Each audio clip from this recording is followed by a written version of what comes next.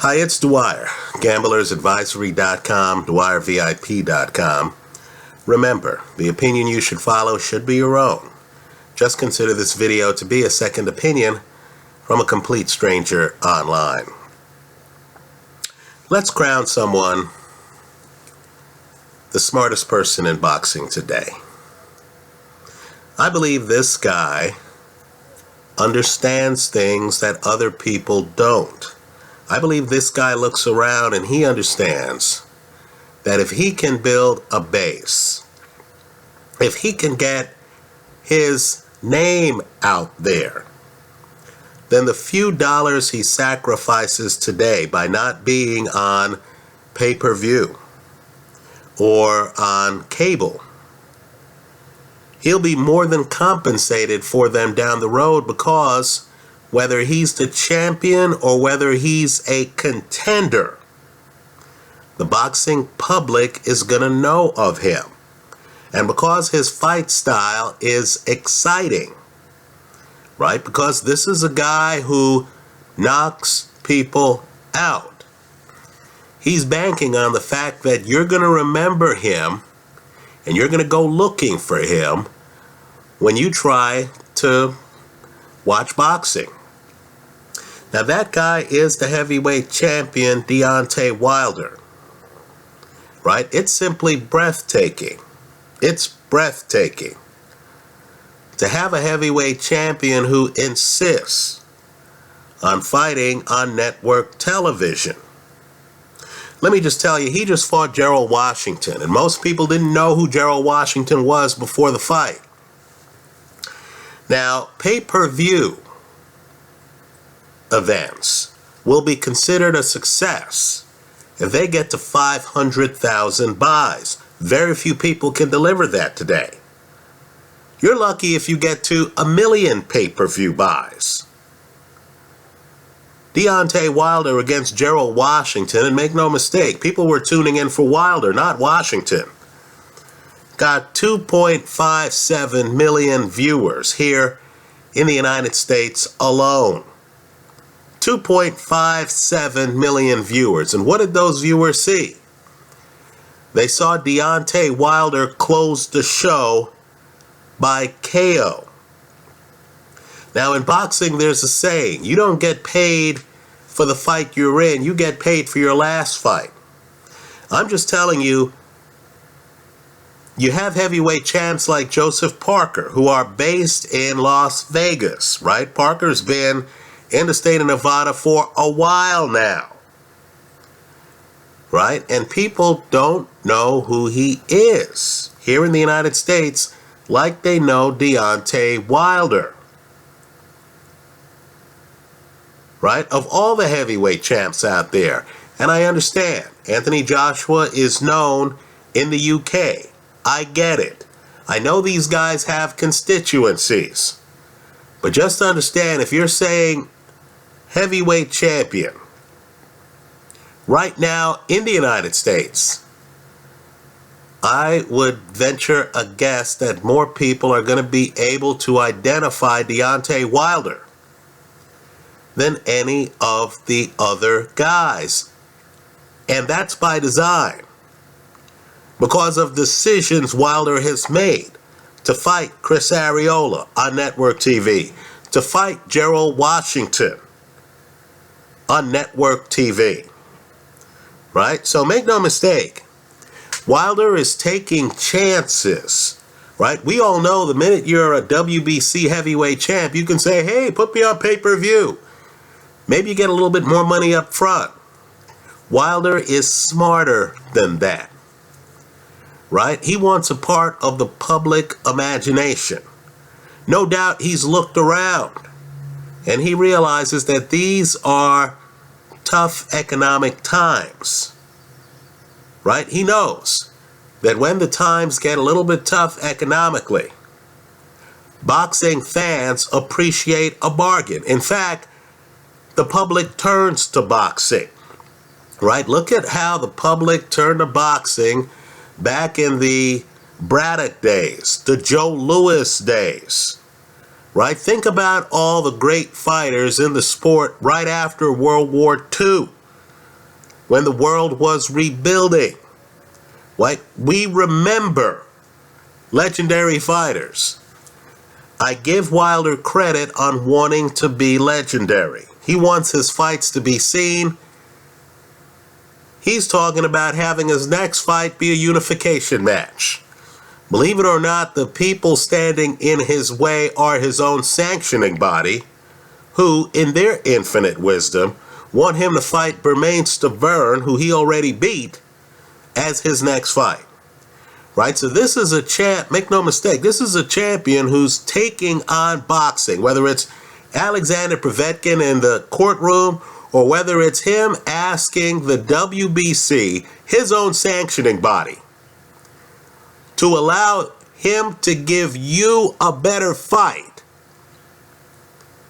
by having him fight either the winner of Anthony Joshua, unbeaten fighter, against Vladimir Klitschko, really the gold standard, the ultimate litmus test at heavyweight, or having him fight the winner of unbeaten Joseph Parker, who has a share of the belt, versus unbeaten Hughie Fury.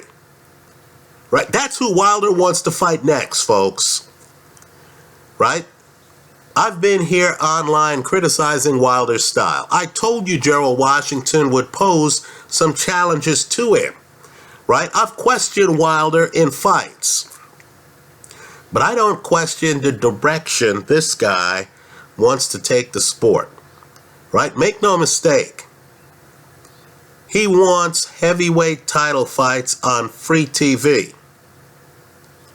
He wants heavyweight unification matches. Let's just say this guy is a very easy guy to root for. Let's talk about the card. Right? The Wilder card. The undercard. And it was a good one. And of all the people on the undercard, the guy who really stood out to me, stood out in such a way that I really view this guy as one of the top 15 fighters in the sport pound for pound.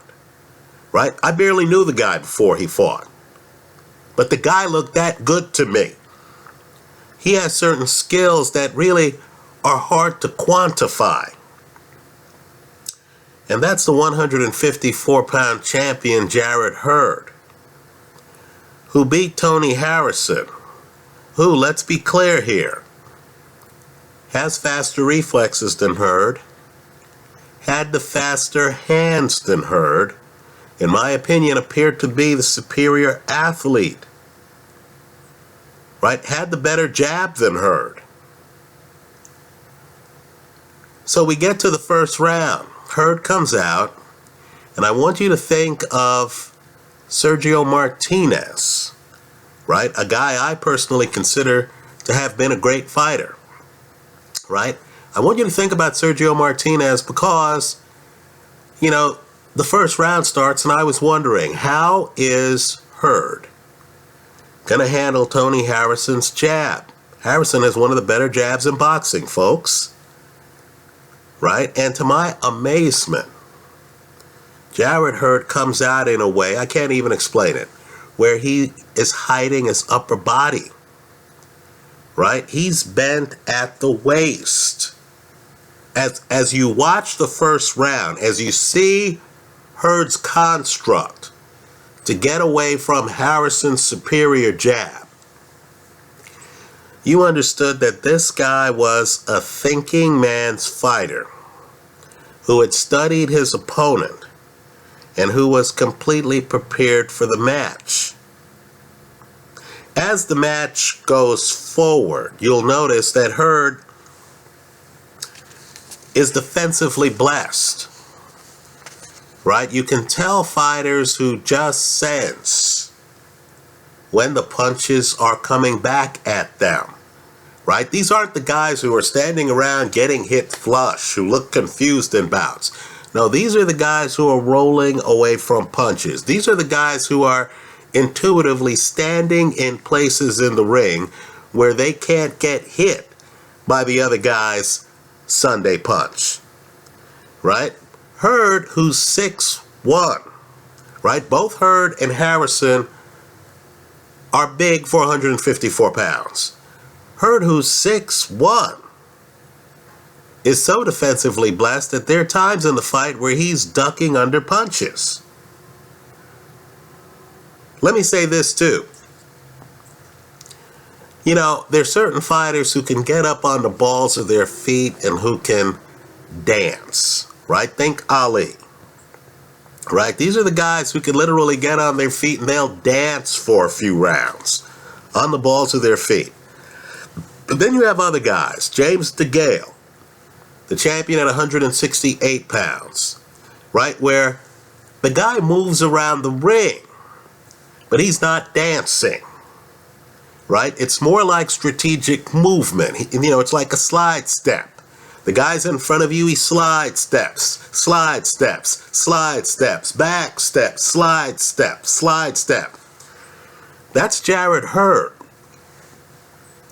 Right? He kept moving in this fight, yet it didn't look like he was running in the fight. He's not really up on his toes, but he has the gift of timing. Right? He has a quarterback sense of timing.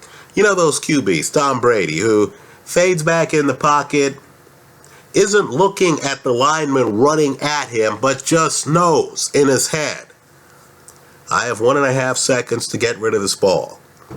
And does time and time again. That's Jarrett Hurd. Now, because the guy is 6'1", I don't believe the guy is going to be able to stay at the 154-pound division. So what that means is that the situation at 160 has just gotten a hell of a lot better. Because understand, Jamal Charlo, who's unbeaten, vacated his belt at 154 to move up to 160. You also have Billy Joe Saunders, unbeaten, who has a share of the title at 160. Then, of course, you have a unification match between Golovkin and Danny Jacobs, right? Entering into this mix eventually, maybe not his next fight, but the fight afterwards, is going to be this Jarrett Hurd guy, and I'm just telling you, skill-wise, he can hang with any of the guys I've just mentioned. Let me point out, too, that he's ambidextrous. You'll actually notice he's as proficient from a southpaw stance as he is an orthodox stance. But one of the things that fascinated me in the Harrison fight is that Hurd figures out that he can land a right cross, right? You see it. He realizes he can land a right cross, doesn't rush it, waits for opportunities, right? Slows Harrison down to the point where Harrison, right, who actually can get up on his toes, Harrison is a bit bent over, right? The body shots started to catch up with Harrison. Harrison's slender.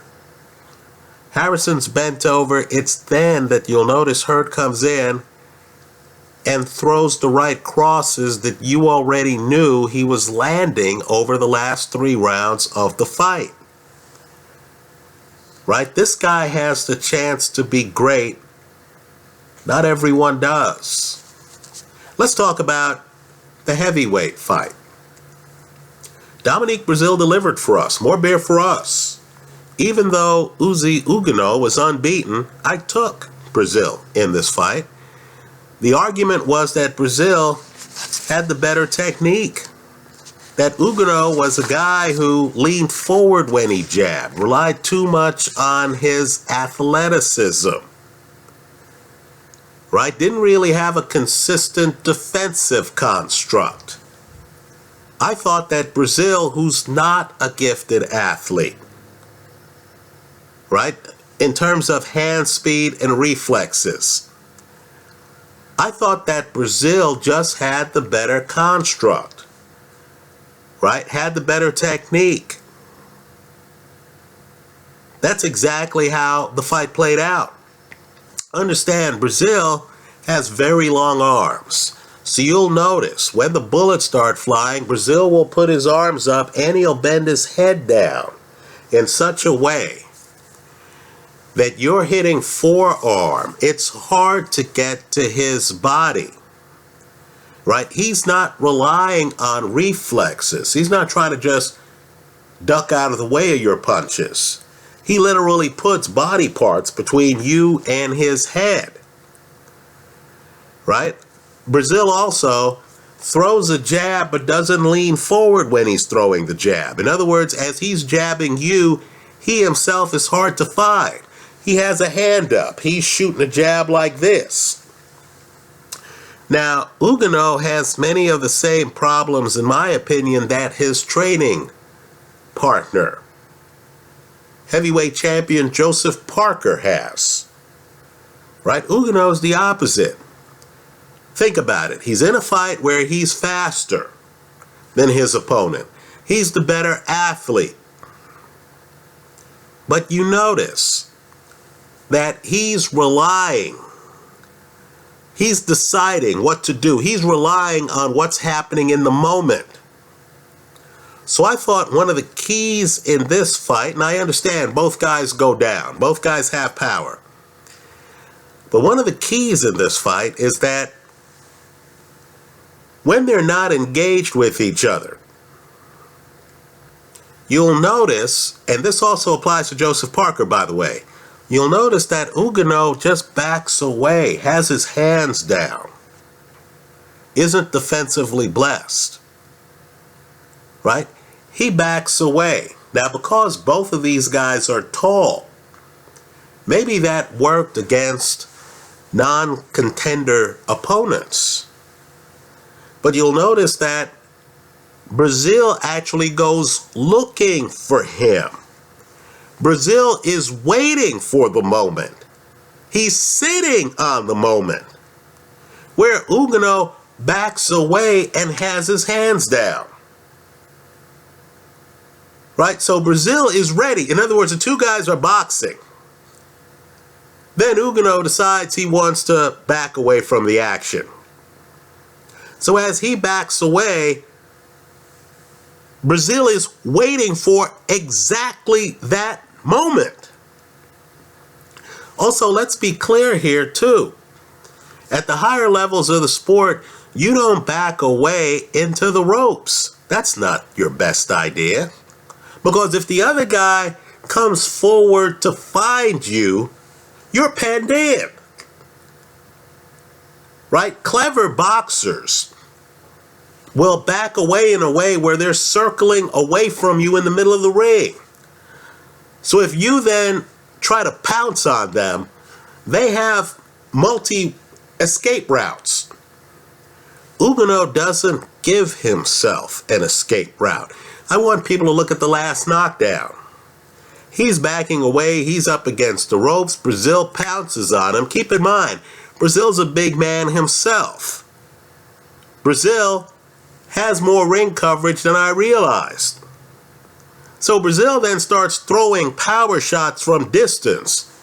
Ugonoh, unfortunately, has the ropes right behind him. Let's just say Ugonoh, who's a great athlete, hasn't figured out the finer parts of the sport where you don't get yourself chased in the corners, where when you get tired, that's what Ugonoh said happened to him. When you get tired, you have a plan B where you're going to have your hands up. You're going to have a construct that doesn't rely on your reflexes. Right? Everyone looks like a stud at the start of the first round. Right? Ugonoh starts to get tired. The reflexes start to go. Guess what, folks? He gets knocked down multiple times. Right? Let me say this too. That's why I question Joseph Parker, because I was watching the Carlos Takam fight. Now understand, Takam's dangerous. Right? There are many tapes of Carlos Takam decking guys out there. You have to be aware of the punching power. Takam is a legitimate contender. He's going toe-to-toe with Alexander Povetkin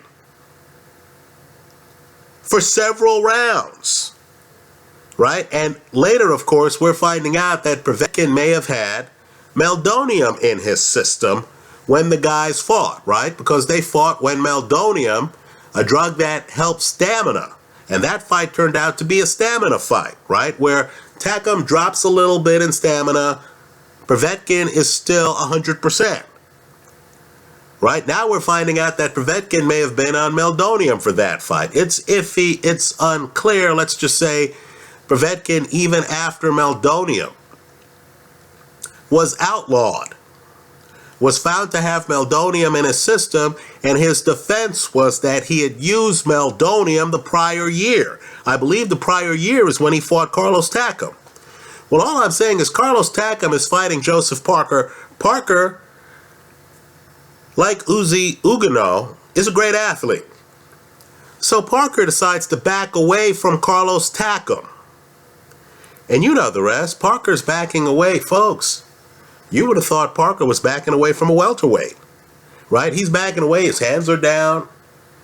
He doesn't have his hands up. There's no recognition that if any of these shots that are winging by me land, I might be knocked unconscious, right? I might open my eyes to see the referee looking down at me going,